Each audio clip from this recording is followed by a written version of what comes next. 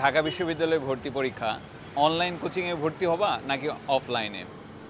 অনলাইনেরও কিছু সুবিধা রয়েছে, অফলাইনের কিছু সুবিধা রয়েছে। তোমার অফলাইনের যে চাহিদা অনলাইন মেটাতে পারবে, কিন্তু অনলাইনের যে চাহিদা তোমার অফলাইন মেটাতে পারবে না। কিভাবে? যেমন অফলাইন কোচিং সেন্টার তুমি কখনোই বাসায় বসে কিন্তু ক্লাসগুলো করতে পারবে না, কিন্তু অনলাইনে করতে পারবে। আবার অনলাইনের সমস্যা হলো, সবথেকে বড় সমস্যা পরীক্ষাগুলো দেওয়াতে।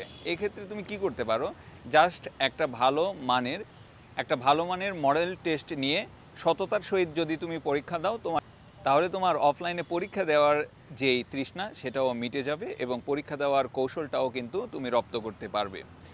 অনলাইনের যেই সুবিধাটা, যাতায়াতের যে অসুবিধাটা অফলাইনে হয়, অনলাইনে কিন্তু তোমার যাতায়াত করাতে হচ্ছে না, সেক্ষেত্রে কিন্তু তুমি বাসায় বসে পড়ালেখা করতে পারছো। আর একটা সুবিধা কি, যে অনলাইনে যারা আমরা পড়ায় মেন্টর হিসাবে আছি,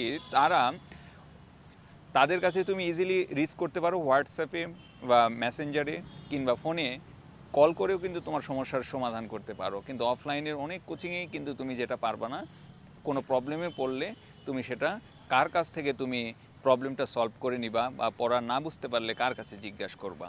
অনেক অফলাইন কোচিংয়ের শিক্ষক রয়েছে, তাদের কাছে যদি তুমি হেল্প চাও তাহলে ওরা আবার প্রাইভেট ব্যাচে ভর্তি হতে বলে।